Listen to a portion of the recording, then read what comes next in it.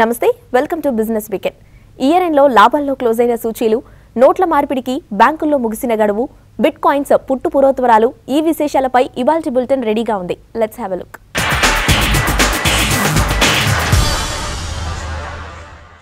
Stock మార్కెట్లు వారం చివరిలో అదరగొట్టాయి. 3 ట్రేడింగ్ సెషన్లో నిఫ్టీ 300 పాయింట్లకి పైగా లాభపడింది. దీంతో ఇయర్ ఎండింగ్ అద్భుతంగా ముగించింది. స్టాక్ మార్కెట్లు వారాంతం అలానే సంవత్సరం ముగింపు కూడా అయిన శుక్రవారం భారీ లాభాల్లో ముగిశాయి. దీంతో ఇయర్ ఎండింగ్ సూపర్ క్లోజింగ్ తో ముగిసినట్లయింది.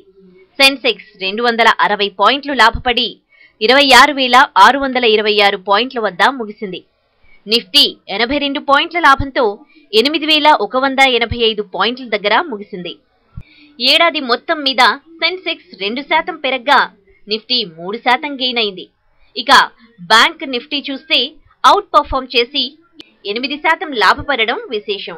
దాంతోపాటే జూనియర్ నిఫ్టీ కూడా 7% పెరగడం మరో విశేషం.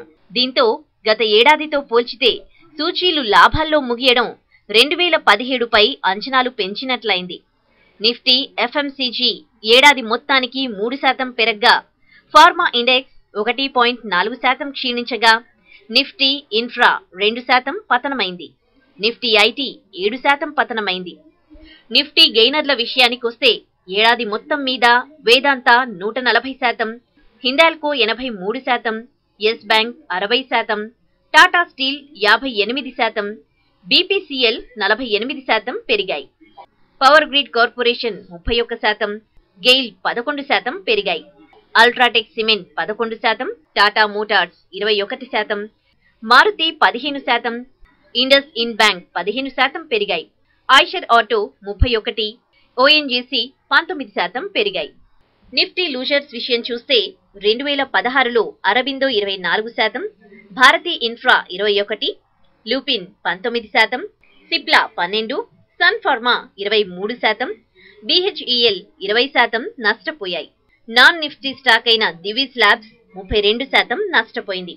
భారతీ ఎయిర్టెల్ 11%, కోల్ ఇండియా 9%, ఇన్ఫోసిస్ 9%, మహీంద్రా అండ్ మహీంద్రా 7% నష్టపోయిన వాటిలో ఉన్నాయి. 2016 ఏడాది ఐపీఓలకు బాగా కలిసొచ్చింది. ఏవో కొన్ని స్టాక్స్ మినహాయించి మిగిలినవన్నీ ఇన్వెస్టర్లకి మంచి లాభాలు తెచ్చాయి. ఇదే ఊపును కంటిన్యూ చేసేందుకు 2017లో నేషనల్ స్టాక్ ఎక్స్చేంజ్ ఎన్ఎస్సీ 10,000 కోట్ల రూపాయల ఇష్యూతో జనం ముందుకు రాబోతోంది. 2016లో ఐపీఓలు ఇన్వెస్టర్లకు మంచి రిటర్న్స్ ఇచ్చాయి. 70% ఐపీఓలు సక్సెస్ కాగా లిస్టింగ్ రోజునే కనీసం 15% లాభాలు అందుకోగలిగారు. వచ్చే ఏడాదిగాను ఇన్వెస్టర్లు ఆసక్తిగా ఎదురుచూస్తున్న ఐపీఓల్లో ప్రధానమైనది ఎన్ఎస్సీ. లిస్టింగ్ కోసం ఈ ఎక్స్చేంజ్ ప్రయత్నిస్తుందనే వార్తలు గతంలో ఉన్నా ఇప్పుడు భారీ ఐపీఓ ప్రణాళిక అధికారికంగా ప్రారంభమైంది.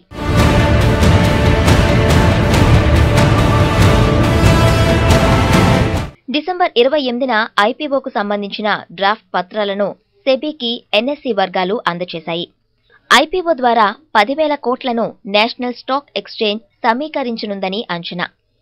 మొత్తం కంపెనీలో 20 నుంచి 25% వాటాను ఐపీఓ ద్వారా విక్రయించే అవకాశాలున్నాయి. ఆఫర్ ఫర్ సేల్ విధానంలో ఈ ఐపీఓను చేపట్టనున్నారు.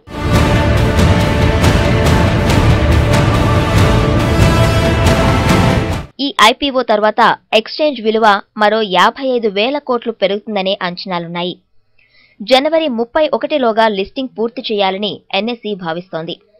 ఐపీఓ నిర్వహణకు గాను Citigroup, Morgan Stanley, JM financial, Kotak Mahindra capital సంస్థలను నియమించుకుంది ఎన్ఎస్సీ. రూపాయి 2016 సంవత్సరంలో ఆటుపోట్లను ఎదుర్కొంది. రికార్డు స్థాయిలో మారకపు విలువ పడిపోయింది కూడా. ఓ దశలో ఆల్ టైమ్ రికార్డు స్థాయి 70 రూపాయలను టచ్ చేసిందనుకున్నా కాస్త కోలుకుంది. అయితే ఓవరాల్ గా మాత్రం ఏడాది గత ఏడాదితో పోల్చుకుంటే 3 రూపాయల వరకు నష్టపోయింది. మన కరెన్సీ రూపాయి డాలర్తో ఇయర్ వైజ్ చూస్తే దాదాపు 2.50% నష్టపోయింది. రికార్డు స్థాయి పతనమైన 69 రూపాయల మారకపు విలువని టచ్ చేసిన తర్వాత కాస్త కోలుకుంది. గతేడాది అంటే 2015 డిసెంబర్ నాటి విలువ 66 రూపాయల 15 పైసలతో పోల్చితే ఇది 3 రూపాయలు ఎక్కువే. ఈ పరిణామం నిశితంగా గమనిస్తే ప్రతి ఏటా రూపాయి మారకపు విలువ ఎప్పటికప్పుడు పడుతూనే ఉంది తప్ప బలంగా కోలుకుంది లేదు. భారత రిజర్వ్ బ్యాంక్ ఆఫ్ ఇండియా కూడా మారకపు విలువలో భారీగా ఓ 2-3 రూపాయలు కోల్పోయిన తర్వాత కానీ తన అభిప్రాయం ప్రకటించకపోవడం గమనించాలి.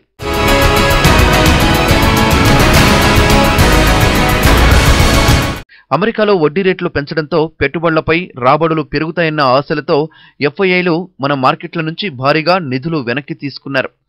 దీనికి తోడు ఆర్బీఐ వడ్డీ రేట్లు తగ్గించకపోవడం కూడా ఇందుకు కారణంగా చెప్పుకోవాలి.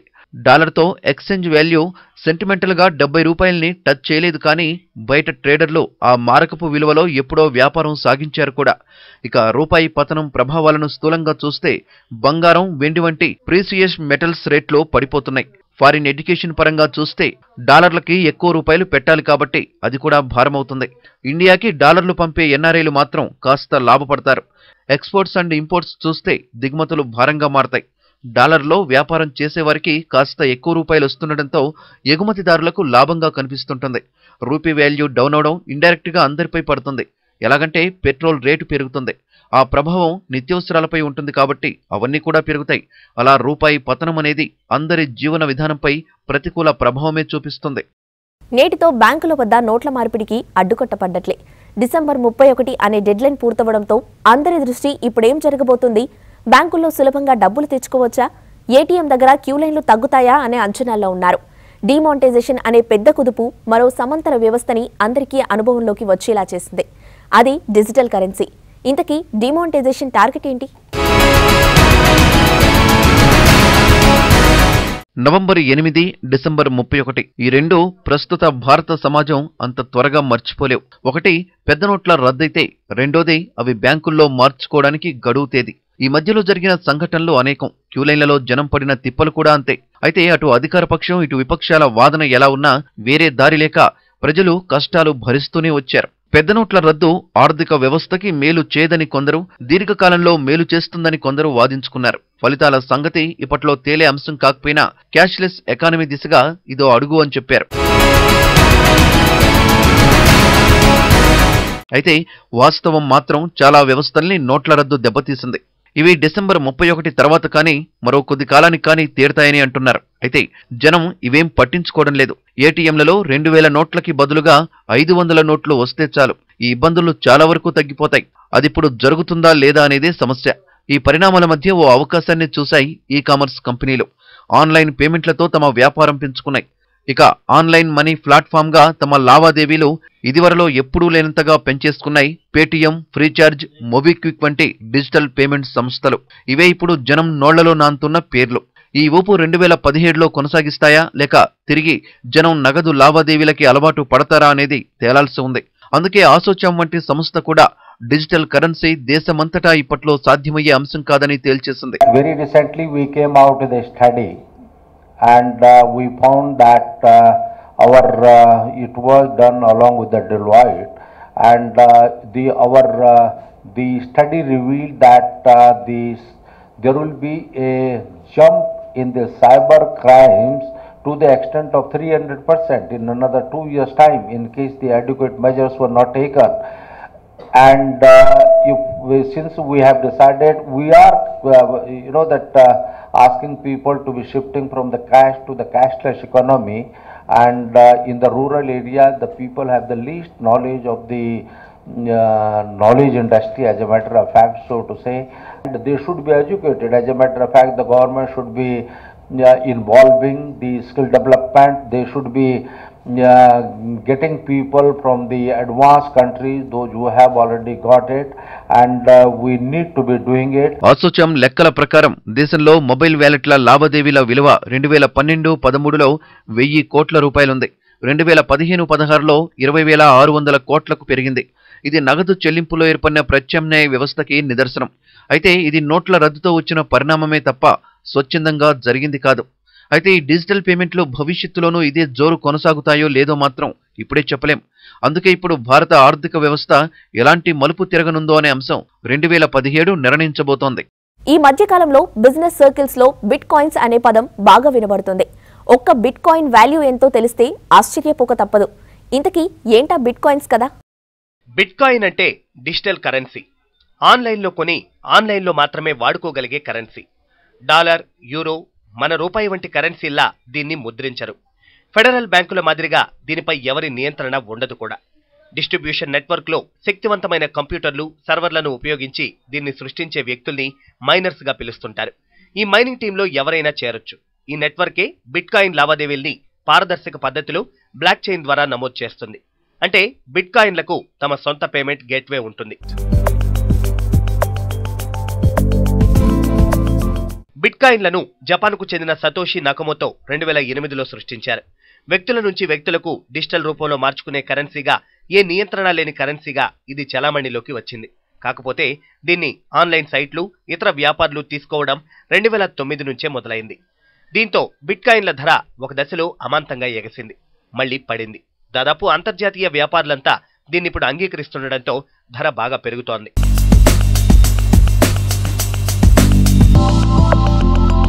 బిట్కాయిన్ల విషయానికొస్తే దీన్ని ఒక ప్రభుత్వమో కేంద్ర బ్యాంకో నియంత్రించదు. కాబట్టి నోట్ల రద్దు మాదిరిగా ఒక్క ఆదేశంతో వెనక్కి తీసుకోలేరు. నెట్వర్క్లో ఉండే కంప్యూటర్లన్నీ కలిసి దీన్ని నియంత్రిస్తాయి. బ్యాంకు ఖాతా కూడా అక్కర్లేదు. ఆన్లైన్లో బిట్కాయిన్ అడ్రస్ ఏర్పాటు చాలా తేలిక. మీ పేరు, ఇతర వివరాలు చెప్పకుండా ఆ అడ్రస్లో బిట్కాయిన్లు దాచుకోవచ్చు. లావాదేవీలన్నీ పారదర్శకం కనుక అన్ని బ్లాక్ చైన్లో నమోదవుతుంటాయి. ఏ అడ్రస్ ఎవరిదనేది తెలియకపోయినా దేనిలో ఎన్ని కాయిన్లున్నాయో ఈజీగా తెలుస్తుంది. డబ్బుకు లెక్కుంటుంది.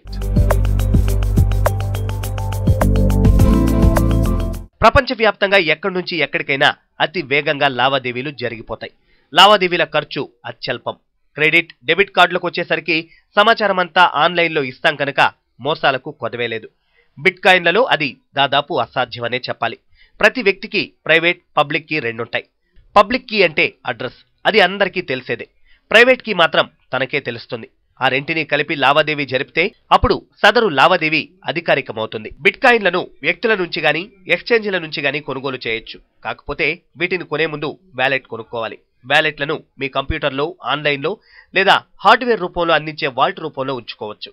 తరువాత కాయిన్లను కొనుగోలు చేయొచ్చు. ఇందుకు చాలా సంస్థలు, ఎక్స్చేంజీలు ఉన్న Bitstamp, Kraken, Bitfinex, OKCoin, BTCC, BTCX, మన దేశంలో కాయిన్ సెక్యూర్ వంటివి ప్రధానమైనవి.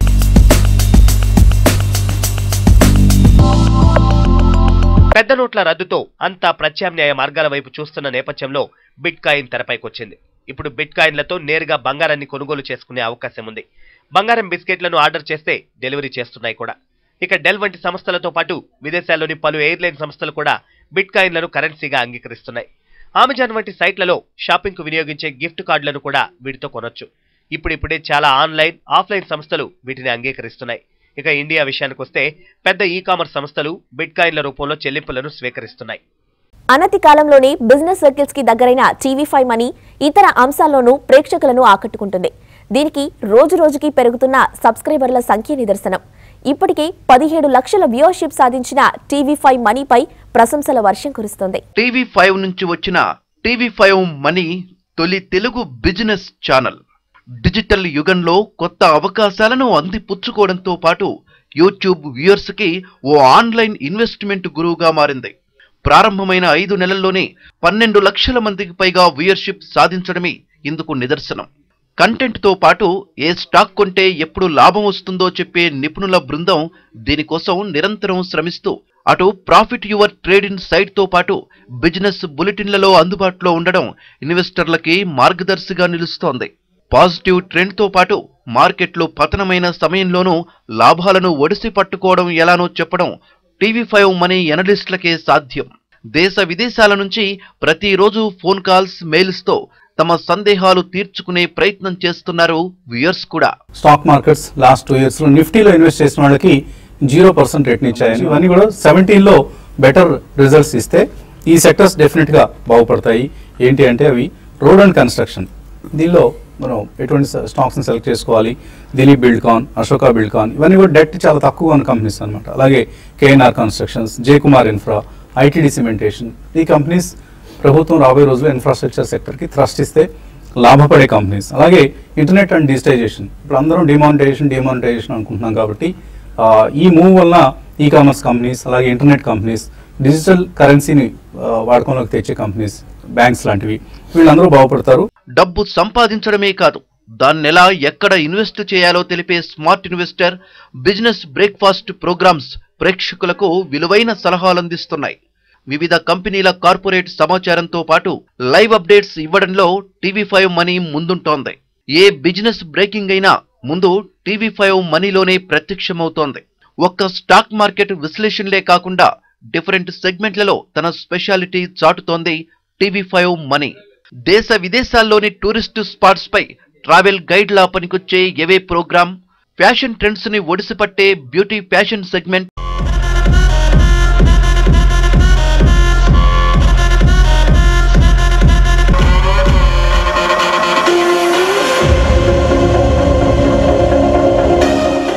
ఫుడ్ లవర్స్ కోరుకునే డిఫరెంట్ డిషెస్ తో variety tasty birds programme, city happenings తో ట్రెండింగ్ హైదరాబాద్ వ్యూయర్స్ ని అలరిస్తున్నాయి.